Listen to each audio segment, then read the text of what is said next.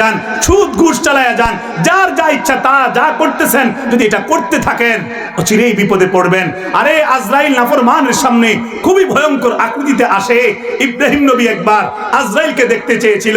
আজরাইল বলছে আপনি সহ্য করতে পারতেন না নাফরমানের আকৃতিটা। ইব্রাহিম নবী বলছে একটু আমাকে দেখাও না, তুমি নাফরমানের সামনে, বেনামাজির সামনে, বেহাইয়ার সামনে, লম্পটের সামনে কেমনে হাজির হও। ইব্রাহিম নবীর সামনে অনেক অনুরোধ করার পরে আজরাইল যখন তার মূল আকৃতি, যেটা ভয়ঙ্কর আকৃতি আসছিল, যখন ওই আকৃতিতে ইব্রাহিম নবী চিৎকার দিয়ে বেহুশ হয়ে গেছে। কি হয়ে গেছে বলেন?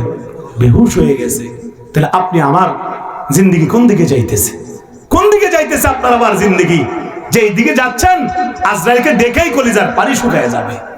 কবরে যখন ঢুকবেন তিনটা প্রশ্ন করা হবে, একটা প্রশ্নের উত্তর দিতে পারতেন না। দুই দিক থেকে কবর এমনি চাপ দিবে, এই পাশের হাড্ডি ওই পাশে যাবে, ওই পাশের হাড্ডি এই পাশে যাবে। আবার জীবিত হবেন, ফেরেশতা জিজ্ঞাসা করবে আলাম ইয়াতিকুম নাদির, তোদেরকে কি কেউ সতর্ক করে নাই? ঢাকা থেকে কেউ এসে বুঝায় নাই? কুমিল্লা থেকে বুঝায় নাই? কেউ বলে নাই জাহান্নাম আছে? কেউ বলে নাই কবর আছে? কেউ বলে নাই নামাজ পড়তে হবে? সাথে সাথে ওই পাপিষ্ঠ বান্দা বলবে বালা, হ্যাঁ হ্যাঁ কদ জাআনা নাদির, সতর্ককারীরা এসেছিল, বলেছিল। ফাকাযযাবা না, আমি তাদের কথা মিথ্যা মনে করছি। আমি পরের দিনও নারী দেখছি, ওই রাতেই নারী দেখছি, মাহফিলের রাতে, ওই রাতেই নামাজগুলো ছাড়ছি, ওই পরের দিন থেকেও নামাজ ছাড়ছি। আমি মনে করছি নামাজ মানে 2 রাকাত শুক্রবার কোন রকম, ঈদের নামাজটা নামাজ, বাকি সময় শুধু সেলফি তুলবো, বান্ধবীর সাথে সময় দেব, আল্লাহর নাফরমানি করতে থাকবো, এটাই আমি জিন্দেগি মনে করছিলাম। বুঝেন নাই? কিন্তু তখন তো আর বলে লাভ হবে না। তারা বলবে লাউ কুন্না নাসমাউ আও নাকিল মা কুন্না ফি আসহাবিস সাঈর, যদি কথা শুনতাম মানতাম আজকে জাহান্নামে যাওয়া লাগতো না। বুঝছেন কথা? কিন্তু তখন কে দেখি লাভ হবে? তখন কে দেখি লাভ হবে? আমার ভাই, আমার হাতে সময় নাই, আমি লম্বা করতে পারতেছি না। আমার সামনে একটা কাজ দেওয়া হয়েছে, আমি শুধু আরেকটা বিষয় আপনাদেরকে বলেই ওইটা করতেছি। হুজুর এসে গেছে, প্রধান অতিথি। আমার কথা শুনেন, আপনার জিন্দেগি পরিবর্তন করার জন্য একটা কথা, শুধু আরেকটা কথা বলি। এই যে উঠা যায় না, কই জানি যায়, কিন্তু জিলাপি দিব না কোনো। আচ্ছা যাক, কোনো সমস্যা হইতে পারে, থাক। আমার ভাইয়েরা, হযরত ইব্রাহিম ইবনে আদহাম একজন বাদশা ছিল। মনোযোগ দিয়ে শুনেন, একজন বাদশা ছিল, অনেক বড় বাদশা ছিল। জিন্দেগির লম্বা একটা সময় গুনাহের মধ্যে ডুবেছিল। আজকে যে যুবকরা গুনাহের মধ্যে ডুবে আছো, মনোযোগ দিয়ে এই কথাটা শুধু শুনো, সময় নাই। অনেক কথা বলতে চেয়েছিলাম, কেমনে জানি সময় চলে গেছে। ইব্রাহিম ইবনে আদহামকে আল্লাহ তাআলা হেদায়েত দিয়েছে, তুমিও হেদায়েত পাইতে পারো, কথাটা একটু বোঝার চেষ্টা করো। ইব্রাহিম ইবনে আদহাম একদিন তার বাড়ির রাজপ্রাসাদের ছাদের উপরে রাতের বেলা মদ জুয়ার মধ্যে ডুবেছিল, নারী নিয়ে ফুর্তির মধ্যে ডুবেছিল। ঠিক তখন কোত্থেকে যেন একজন যুবক আসলো, ছাদের উপরে এসে ঘোড়া খুঁজতেছে, ঘোড়া। ইব্রাহিম আদহাম বললেন, এত রাতে আমার বাড়ির প্রাসাদের মধ্যে তুমি ঘোড়া খুঁজতেছো, এখানে ঘোড়া কোত্থেকে আসবে? তখন ওই যুবকটা আল্লাহর পক্ষ থেকে এসেছে, সে বলছে যদি এই প্রাসাদের ছাদের উপরে ঘোড়া না থাকে, তাইলে নারীর মধ্যে, মদের মধ্যে, দুনিয়ার মধ্যে, এই ভোগ বিলাসের মধ্যে কেমনে আল্লাহ থাকে, কেমনে জান্নাত থাকে, এটাও তো আমি বুঝি না। সুবহানাল্লাহ। ইব্রাহিম আদহামের কলিজা নড়ে উঠছিল, কেঁপে উঠেছিল। তিনি ঘরে চলে গেছেন। আরেকদিন আরেকটা বিষয় ওনাকে পুরোপুরি নাড়িয়ে দিয়েছে, হেদায়েত দিয়ে দিয়েছে। তিনি দেখলেন ওনার বিছানার মধ্যে রাতের বেলা একটা দাসী বিনা অনুমতিতে ঘুমিয়ে গেছে। উনি রাগ হয়ে গেছে, দাসীকে ঘুম থেকে জাগাইয়ে দিছে, জাগাইয়া ইচ্ছা মতন চাবুক দিয়ে মারছে। অনেকক্ষণ মারার পর যখন ক্লান্ত হয়ে গেছে, দাসী একটুও কান্না করে নাই, শরীর থেকে রক্ত ঝরে, দাসীর মুখে শুধু হাসি, বিদ্রুপের হাসি।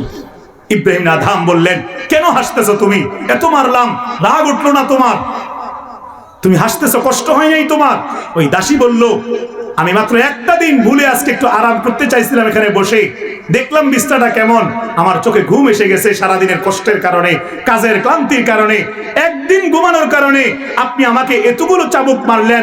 আহারে এই ইব্রাহিম আদহাম, আপনি যে বছরের পর বছর এই বিছানার মধ্যে ঘুমান, ওই ছাদের উপর গিয়া নারী নিয়ে ডুবে থাকেন, মদ দিয়ে ডুবে থাকেন, জিনা করতে থাকেন, আপনি আল্লাহর দরবারে যখন হাজির হবেন, আল্লাহ আপনাকে কি পরিমাণ জাহান্নামের চাবুক মারবে। দিল কাঁপায় দিছে। ইব্রাহিম আদহাম চিন্তা করল, হায় আমাকে কি বললো? দাসীকে বলল, যাও চলে যাও, যাইয়া চিকিৎসা করাও।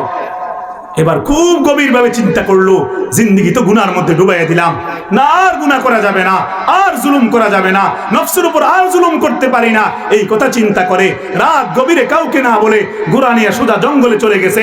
জঙ্গলে চাইয়া আর বাকি জীবন রাজপ্রাসাদে ফিরে আসে নাই, শুধুই আল্লাহকে ডাকছে, আল্লাহর পাগল হয়ে গেছে, শুধুই জিকির করছে, আল্লাহ ওয়ারা হয়ে গেছে, যুগ শ্রেষ্ঠ বুজুর্গ হয়ে গেছে।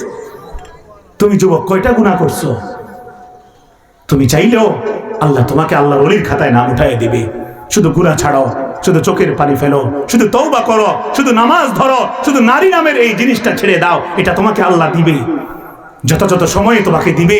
দুনিয়াতে বিয়ে শাদীর পর হয়তো পাবা, তুমি পুরা জিন্দগিটাই নারীর আশাটা বাদ দাও।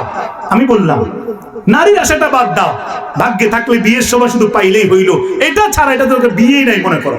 মানে নারীর আশাটা বাদ দাও, পরকালে আল্লাহর থেকে তুমি জান্নাতের মধ্যে হুরের আশা করো।